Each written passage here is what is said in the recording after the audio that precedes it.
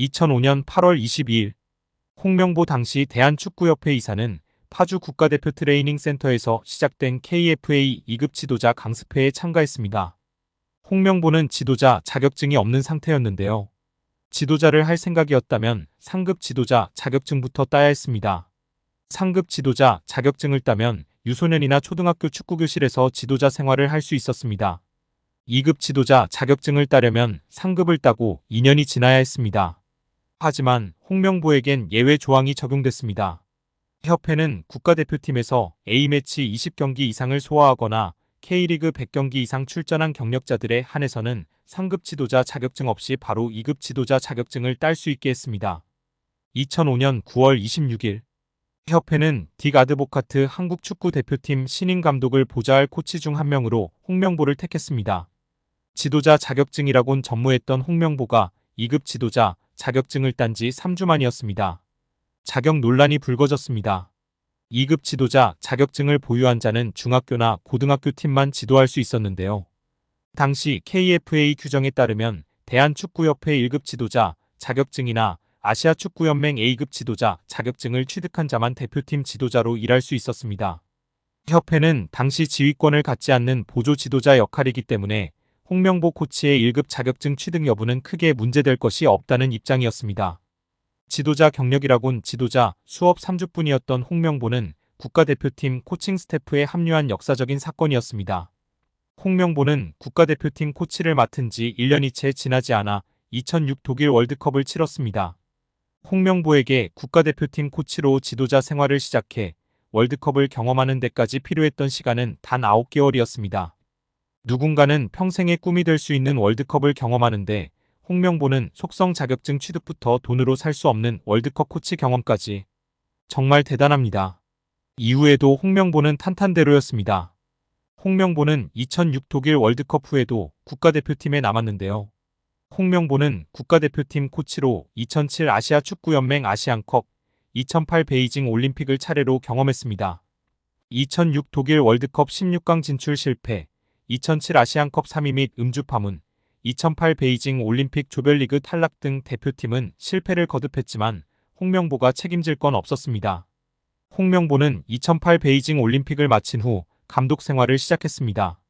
많은 축구팬들이 알고 계신 것처럼 2010 광저우 아시안게임에서 한국은 한 수 아래로 평가받았던 UAE와의 준결승전에서 연장 접전 끝에 0대1로 졌습니다. 한국은 이 대회에서 3위에 머물며 홍명보의 경질이 예상되었습니다.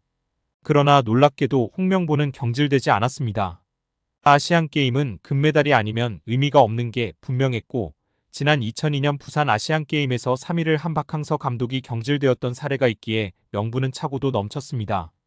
그러나 협회는 홍명보를 경질하지 않았습니다.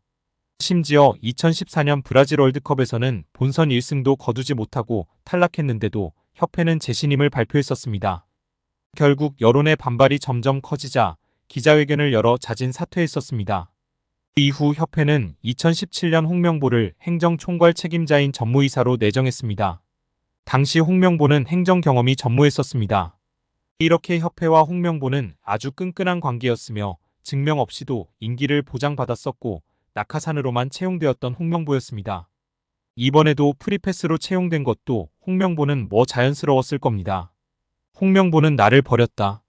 이젠 대한민국 축구밖에 없다고 하며 대표팀 감독을 승낙했다고 밝혔었는데요. 홍명보가 버린 건 자신이 아닌 울산입니다. 울산은 3년 재계약을 맺은 지 1년도 지나지 않은 감독을 협회에 내어주면서 상처만 남겼습니다. 홍명보는 대표팀 감독으로 실력은 물론이거니와 도의 신의를 저버리는 인성도 문제가 있는 감독입니다. 속히 선임 취소 혹은 자진 사퇴만이 답입니다. 그렇다고 문체부의 감사가 맹탕은 아니었습니다. 축구협회의 아픈 곳을 제대로 찌른 부분이 있었으니 천안축구종합센터의 정부 보조금 유용 문제였습니다. 축구협회는 2021년 7월 천안센터 스타디움 건립에 정부 보조금 약 56억 원을 신청했는데 사무공간이 없는 곳으로 신청한 초안과 달리 문체부와 협의 없이 사무공간 건물을 따로 짓는 것으로 추후 계획을 변경한 것으로 드러났습니다.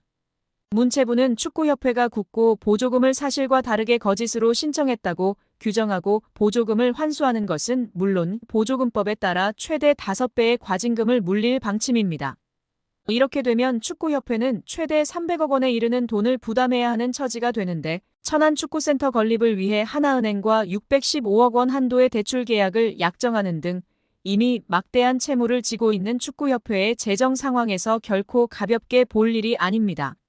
정 회장이 남은 임기는 물론 사선 연임에 성공하더라도 큰 재정적 부담을 안은 채 축구협회를 운영해야 하는 상황에 몰리게 됩니다. 문체부 고위 관계자는 아직 국고 보조금 관련 어느 정도 과징금이 책정되는지 정확히 결정된 것은 없다. 원금 56억 원 전체를 환수할지 여부부터 심의해야 하는 상황이다라며 과징금의 정확한 규모에 대해서는 여지를 남겼다. 다만 정몽규 회장이 정부의 징계 조치에도 불구하고 사선 도전을 강행한다면 이른바 괘씸죄를 적용해 액수는 커질 수 있다는 전망도 나오고 있습니다. 배현진 의원은 24일 오전 국회 문화체육관광위원회 현안 질의에 증인으로 참석한 정 회장과 홍명보 국가대표팀 감독 등을 향해 대한민국 축구종합센터 건립과 관련해 국제현상공모 절차에서 지속적으로 등장하는 HDC 사명에 대한 해명을 요구했습니다. 배 의원은 축구협회가 2015년부터 지금까지 국비와 시비 그리고 자체 재원까지 동원해서 약 1,550억 원을 투입하는 초대형 프로젝트를 추진하고 있다며 2020년 3월에 축구협회가 천안의 부지를 이제 지정하고 난 후에 축구센터 마스터플랜 건축사 건축회사를 선정하기 위해서 국제 공모를 시행을 했고 6월에 네덜란드의 UN 스튜디오라는 업체가 최종 선정되는 과정이 있었다고 운을 뗐습니다. 이어 이 과정에서 축구협회가 하는 사업 과정에 현대산업개발 HDC라는 특정 회사의 명칭이 계속 여러 문서에 등장한다는 점이 의아했다며 2020년 3월 13일 축구협회에서 해외 건축사에 발송한 서한을 보면 홍 감독 당시 축구협회 CEO의 명의로 4개의 해외 건축사에 이 공모를 타진하는 문서가 발송됐고 이 국제 공모에 최종 선정된 UN 스튜디오가 당시에 이 문서에 대해 답신을 하는데 수신된 곳이 축구협회와 현대산업개발 두 곳이라고 지적했습니다. 그러면서 현대산업개발이 전체적인 이 공모의 공식적인 과정에서 실무적인 수신을 받은 것이라며 2020년 11월 24일 UN 스튜디오가 다시 과업범위 및 수수료 제한이라는 계약 조정 문건, 비용에 관한 문건을 축구협회에 발송하는데 이 문서 또한 현대산업개발도 동일하게 수신한다고 꼬집었습니다. 또 해당 문서의 4번째 페이지를 보면 현장 방문 관련 내용에 대한축구협회, 현대산업개발, 그리고 한국의 설계사들과 함께 공동으로 디자인을 개발하기 위해 일정량의 한국 방문이 필요하다고 하며 이곳에 다시 특정 회사 명칭인 현대산업개발이 등장한다고 설명했습니다. 정몽규 대한축구협회장이 사선 연임을 노리는 것으로 알려진 가운데 자신의 3선 연임을 승인해준 스포츠공정위원장과 접대 골프를 친 의혹이 알려지며 화제입니다. 미래통합당 김승수 위원은 체육단체의 협회장은 3선을 하기 위해서는 스포츠공정위원회의 승인을 얻어야 한다면서 스포츠공정이 승인을 받은 직후 당시 스포츠공정위원장이던 김병철 위원장 등 8명을 정몽규 소유의 원주 오크밸리로 초대해 접대 골프를 했다는 제보가 있다고 밝혔습니다. 정몽규 회장은 언제인지는 모르지만 언제 한번 친 적은 있다고 답했습니다.